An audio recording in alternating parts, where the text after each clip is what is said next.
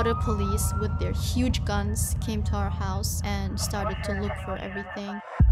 From our window, if we're reading Quran or like doing prayer, and we were like acting to like sleep at that time. I'm a Turkish or Turkish minority. I'm not Chinese, and China can't accept that. School principal saw us, he was like, take off that. He just like, one teacher came and just pushed out our hijabs. My uncle, in 2016, we went to his wedding. And then after just a year, we heard that he's in prison. Why is he in a prison? To China, I was like saying like, China, answer me. And they're like, make me wait for 3 months. And then called me and said, don't call us again. Every day, one girl would go into that room naked and getting tortured, getting raped.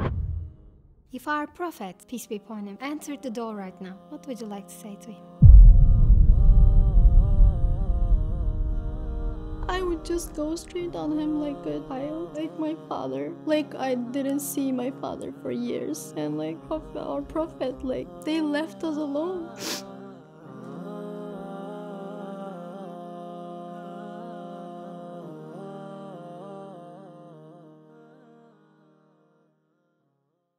Asalamu alaikum, Sister Nafisa. Welcome to our YouTube channel. As Eternal Passenger, we are happy to have you with us. Today, inshallah, we are going to be talking about your story as our sister from East Turkestan. Wa alaikum assalam. Thank you for having me here. Today, I'm so glad to be here, ready to anything you'll ask from me. And thank you again for having me there. Sister Nafisa, can you tell us about yourself, your family, your experiences? Of course, I'm from East Turkestan. I was born in Urumqi in East Turkestan. I studied until the 6th grade in East Turkestan, and then after that in 2015 we came to Turkey with my family. My other relatives, cousins, grandma, grandpa, and everyone is in East Turkestan right now, and I can't have any information about them. I started to study here, and now I'm in Istanbul University and studying journalism. Next year I'll be graduating, inshallah. So the reason that I chose journalism is like to get information from my family also, you know, in East Turkestan because of Chinese Communist Party, because of the genocide and oppressing that. When I was in East Turkestan, YouTube, Instagram, Google, and everything was forbidden. We just can't go into WeChat, so-called like Chinese WhatsApp maybe, with that WeChat with our friends and family. We never had a contact from like outside of our world, outside of East Turkestan. So now we all have WeChat, we can use it here, but if our family contact with us, they would be in concentration camp or in a prison.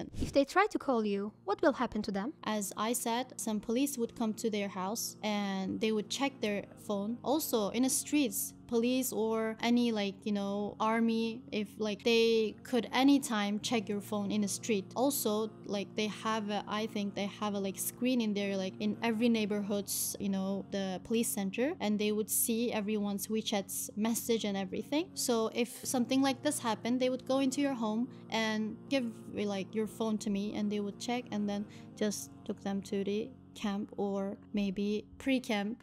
As someone who lived under the communist system in China until the age of 12, can you briefly describe what that experience was like? I started to wear hijab when I was 9. I like wore it like really happily. I wanted myself, no one forced me. And at that time I was in a school, of course. I was, I think, like a 4th grade. And then it was, of course, forbidden. The wearing hijab was forbidden. But I'll tell you one story of us. In my class, girls just started to wear hijab and wear like long, like, you know, abayas and everything. And they're just girls. We're gonna wear this and no one can like say nothing to us. And we were like, okay, let's do it. We were so like happy and like brave for that. And then you like in every Monday we would go to the school ground, and then the flag would be raised. And then at that time we went to the ground, and then we were like, you know, lining, and all the girls in my class was wearing hijab. And the school principal saw us, he was like, take off that. He just like on the microphone he like shout out like this, and we didn't took it out. And then one teacher came and just pushed out our hijabs. After that, of course, everything got really strict. And then in every street, like you can see a panel that shows you Turkish flag. And I remember I saw East Turkestan's flag too. Anything that describes Islamic thing was like driven, and like there were a line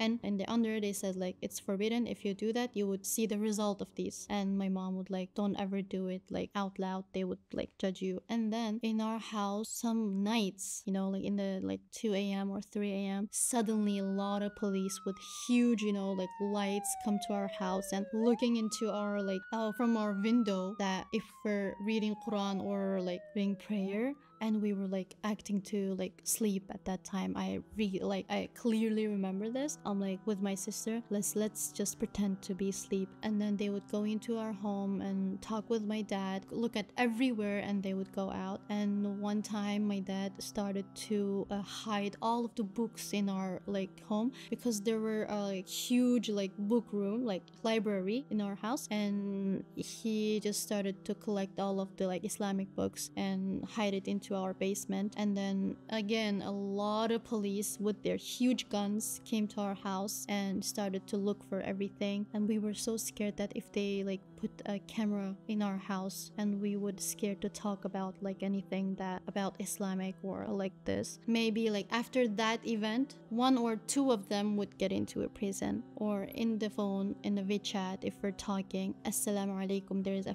emoji like Asalamu alaikum, right? If you sent this to someone, if they caught you, if they see you in their screen, they would take you to the prison. So in our building, there were so many people's dad, father was in the prison, and they were so like having a like hard time with their mom. And what about the Chinese people? Are there any Chinese defending the Uyghurs? I can't clearly say that they are, but at that like COVID-19 time, that all like the COVID just ended in the world and then again started in China, and China closed up all of the East Turkestan, and they couldn't even go out for buying food, and people were like dying because of starving.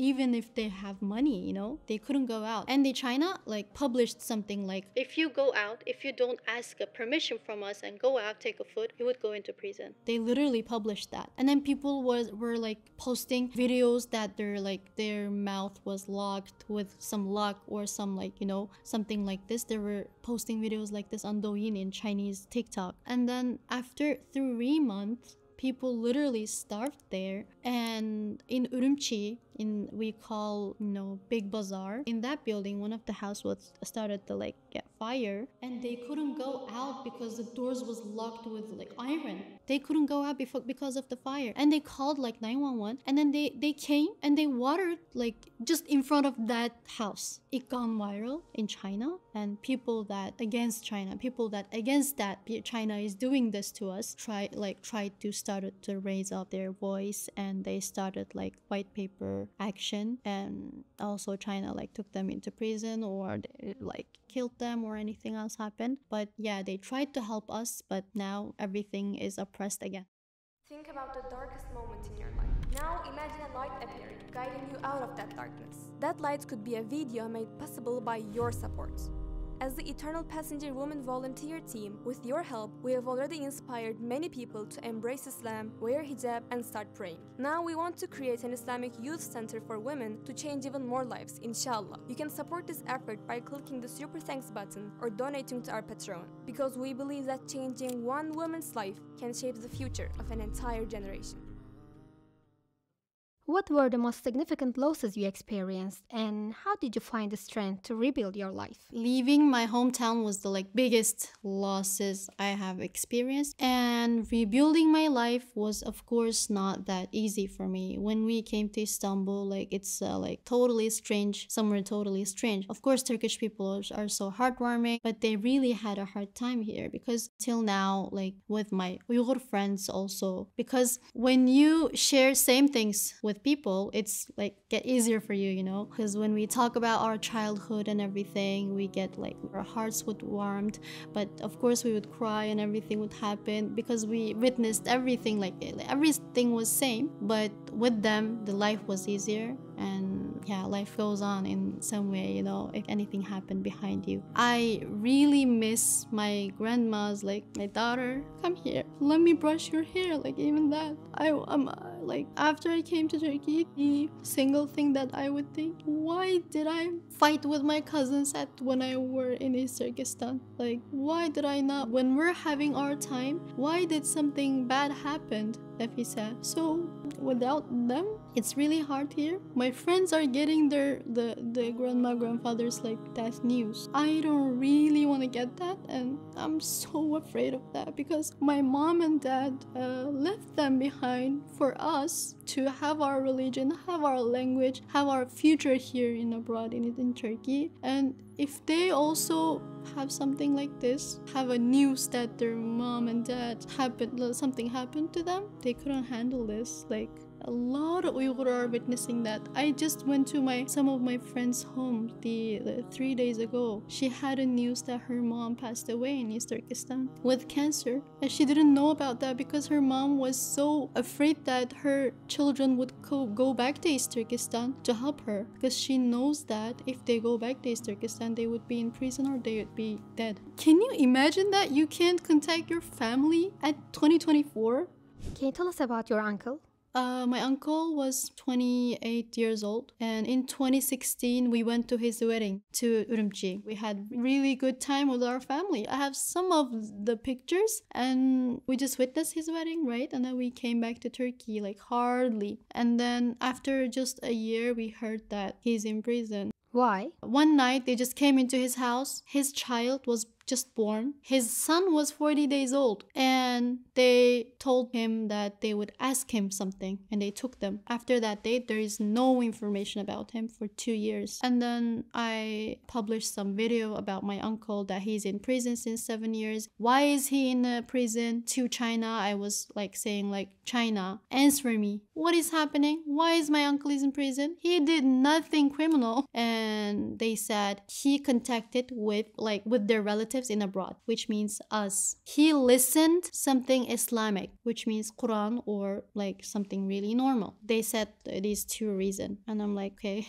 where is the crime? How can you put him into prison for that? So after I published some videos, the Chinese consulate in Ankara called me, and they're like, ask us about your uncle. We would answer you. Why are you posting videos and everything? We are your government, because I'm also a Chinese citizen. I'm like, okay, let me ask from you. Answer me. Where is my uncle since 7 years? I don't know what my grandma is having right now, what emotion that she's having right now. One of her son is in Turkey. One of her son is in prison. And she can't like talk with each of them. And they're like, make me wait for 3 months, and then called me and said, he's in prison for 10 and maybe more years. Don't call us again. Chinese embassy told me that. And after that, I just started to like again posting videos and advocating for my uncle. And his son is raising like without his dad, and his best times is without his father. I can't even imagine what he's like experiencing right now. What about the scholars? Scholars, rich people, academics, everyone is in prison or dead right now. The first thing they did was arresting them, because the scholars, the writers, and everyone would lead a nation. They know that. The CCP knows that, and they caught them, and the scholars are in prison under the torture. Do they really place a Chinese person in every household? Yeah. They would take the family's father or the brother, and everyone who is a man would go into the concentration camp, and then they would place Chinese men with the women in that home. They would sleep together forcibly to see that if in that home are people praying, are people reading some book, or are them wearing hijab or anything. So to watch them, they place Chinese men to Uyghurs' home and make them live together forcibly. Also, China is forcing Uyghur girls to marry Chinese men. Like, I'm a Turkish. Uyghurs are Turkish minority. I'm not Chinese, and China can't accept that. They want us to be Chinese, but we're not. And now I'm so worried that my uncle's son are getting Chinese, are getting assimilated, because we saw a video on TikTok, on Chinese TikTok, Douyin, that my nephew is doing Chinese fight and wearing Chinese clothes in a school. That means they forcing him to do that. Like, children are getting assimilated as Chinese. And also, as I said, my nephew too. I'm so worried of that. You mentioned women who were forced to live with Chinese men. What about the others? Can you also talk about the women in the concentration camps? Concentration camp survivor came to our house in 2019 or 2018. She like accidentally came to our house and from Urumqi to Kazakhstan to Turkey, Istanbul. And then we found out that she's a concentration camp survivor. She was so like thin and her hair was like cut it off and she was like shaking and her psychology, the physical condition was not good. And she started to talk about what happened, what is happening in concentration camps to the girls, to the women, from 7 years old to 70 years old. Really, I mean that. To 80 years old, even to 80 years old, not 70. And they would live in a room, and then in that room, they would sleep at an iron-based, and they would sleep like this, not like this. Iron bed. Yeah, iron bed. And then 15 of them would sleep at that night. 15 of them would like be stayed up to control them. And then they would have a camera in that room and they would have a toilet, but there is no door for the toilet. There is no place to wash their hands. There is nothing that nearly looks like toilet paper. And every day one Chinese police come to their room and take call one woman or one girl. They would take off all of her clothes in front of everyone and then take her to another room and try to rape her. If she doesn't do this, she would get tortured with Chinese torture. Every day, one girl would go into that room naked and getting tortured, getting raped, getting sterilized, and everything would happen to them. And every month, the people in that room would change to the 13 of them, not have a bond in front, between them, so they would change them. In Turkey, there's a phrase known as Chinese torture, What was the most extreme difficulty you experienced? One day I forgot to take off my hijab in front of the school, and school principal saw me. His eyes was going out just like a balls, and 20 of SWAT, the police with their huge gun, to 11 years old girl going across to me. In the school? In a school, in front of the school. I was like, what's happening here? Am I a terrorist? What are you doing? I'm just wearing a hijab. They're going across to me. I'm like, what is happening right now? What did I do? Am I carrying a bomb here? And then at that time, I'm like, okay, Nafisa, calm down, go across. And then one teacher caught me. She's like, Nafisa, you should give your informations to me. And I'm like, I thought about, what if I give her wrong information? I'm like, be brave, Nafisa, nothing would happen to you. After a day, my teacher called me and in front of all of my classroom, she started to say mean things to me, was shouting. I felt embarrassed at that time. Any other teachers came into me, are you Nafisa? Did you wear hijab? Because of you, we didn't get our salary and we got punishment. Get out from that school. Every teacher was saying that to me. And I was so humiliated at that time. And when I told that to my parents, they're like, we're going. We're not staying here. One night, just my dad just called us. He was in outside of East Turkestan. He was in a Chinese city. He's like, just go out from Urumqi tonight. And we're immediately packed up with my mom. And we went to other city of China and other city of China to Malaysia to Turkey, for them to not know that we're going to Turkey. If they find out that, we would get into a prison in the border gate that we're moving to Turkey. They would literally caught us to concentration camps. At that time, when we're going to the Turkey, in the border gate, they took my mom into the room and they interrogate her. I was so scared at that time. I thought I would lost my mom at that time. I was just 12 years old. And what if she caught up and go into a prison? I would be there alone. And I'm like, what if she go inside? What if something happened to her? And then the border gate was the most scary place for us, for Uyghurs. From our childhood, we would think it's not, we're not let it to go outside of East Turkestan. If you go out, you should take some risk. And we took that risk. And in China, they wouldn't check your passport. They would interrogate you. And when they ask me something, about my life, about my like school and information. I forgot everything I know in Chinese. I started to like, saying something gibberish. I didn't understand a thing that they told me, but I learned Chinese from my like first grade, Of course I know Chinese, but I didn't like understand anything about it because of that anxiety, because of that fear, So alhamdulillah, like we crossed it and came to Turkey. Is there an extreme act of torture that you have heard of or witnessed? I heard that from first person. She's really close to me. They came to Turkey with like her family without her father, with just girls, her mom and sisters. They came to Turkey, and her dad just said like, I'll come back, I'll come with you guys after a month. I would get my passport and everything. There are so many like work to do, and they're like, okay, they were waiting for their dad. And suddenly he got into concentration camps. Of course, his family went to Turkey.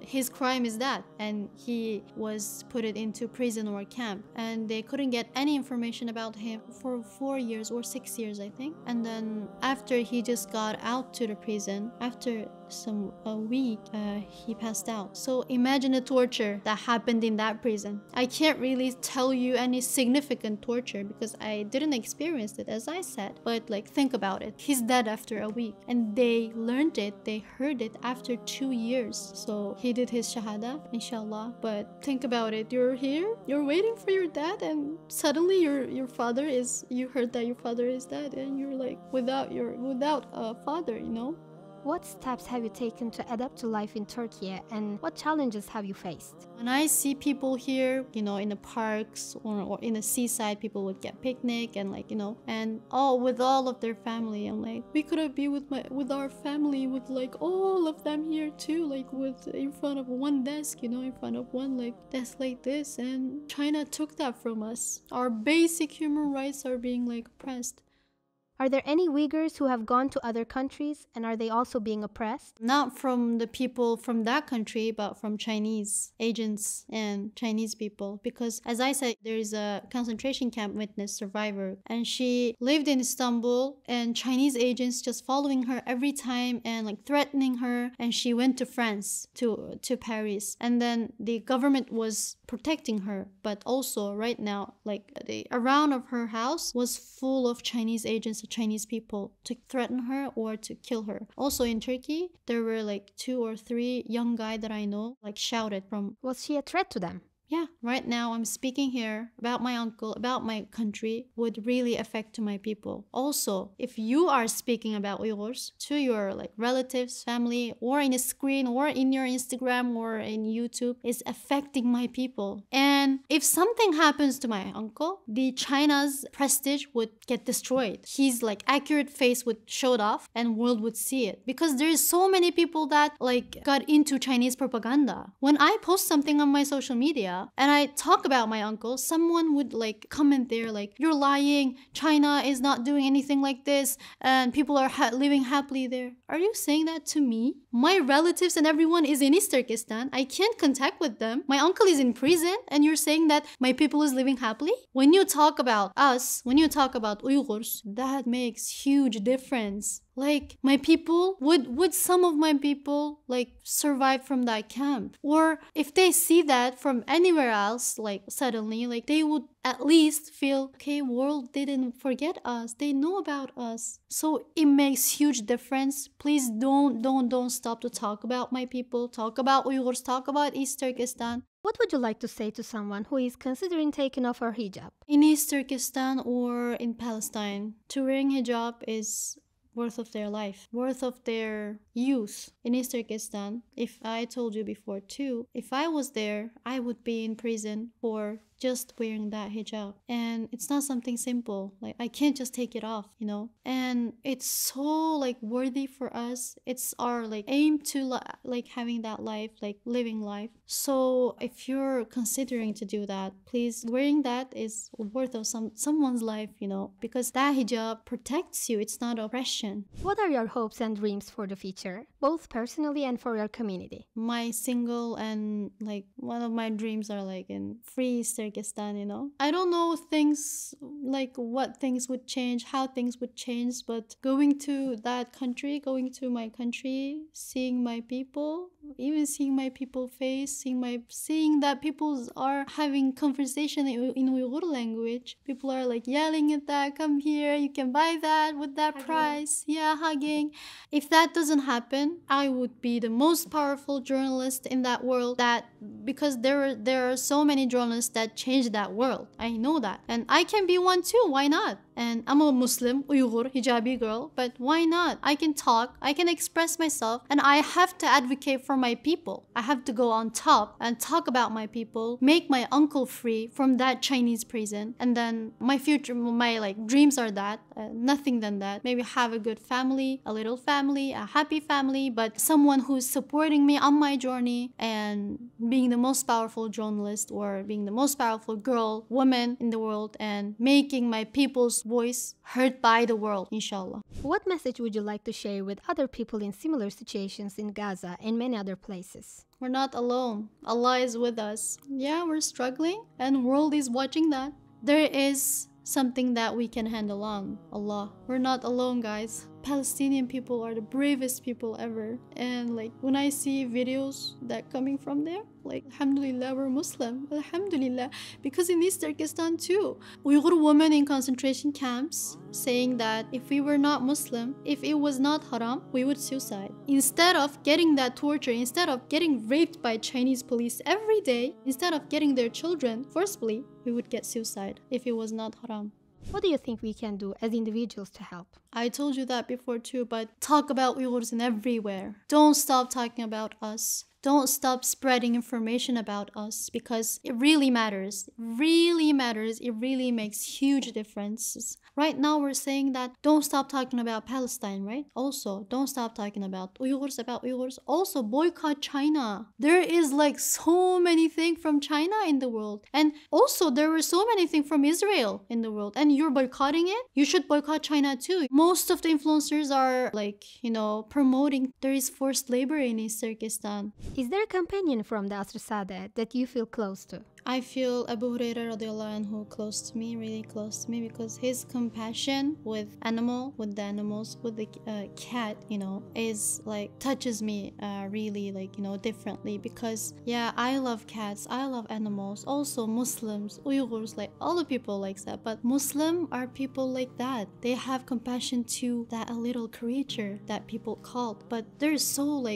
important to us, for me too. But people that have that compassion to that little creature, to that animal that facing this torture, this genocide, this all of this right now in the world, all around the world, for Uyghur, for Palestinian people in Sudan and everywhere. So they call us as terrorists. Also China call Uyghurs terrorists too, but our knives are locked in East Turkestan. How can I be a terrorist? Abu Hurairah's names is coming after that cat, coming after an animal. So we try to live like this. We try to have compassion to people, to animal, to a little creature, but our people is facing that disgusting situation, If our Prophet, peace be upon him, entered the door right now, what would you like to say to him? It's a really strange feeling, but I would just go straight on him like a child, like my father. Like I didn't see my father for years, and our prophet, they left us alone. Our people is having that struggle. I know if you were here at this time, it would be really different for us. But we know that you and Allah is seeing us, that we are struggling. I hope we deserve to have your shafa'ah at the end of Judgment Day, and hope you were here all the time. I know the struggle that you and your Sahaba faced and experienced is not comparable with us, but it is hard. It is hard for my people to see my people having that, struggling that. It is hard to drink a water here freely. So inshallah, we are deserved to be we are deserved to get your shafa'ah, inshallah. Ameen. May Allah grant you to be together in the Jannah with him. Thank you for having me today here. Really means so much to us, so much to me, to my people, to my community here. We are also so happy to have you with you. We want to share your cause to the whole world, inshallah. Inshallah.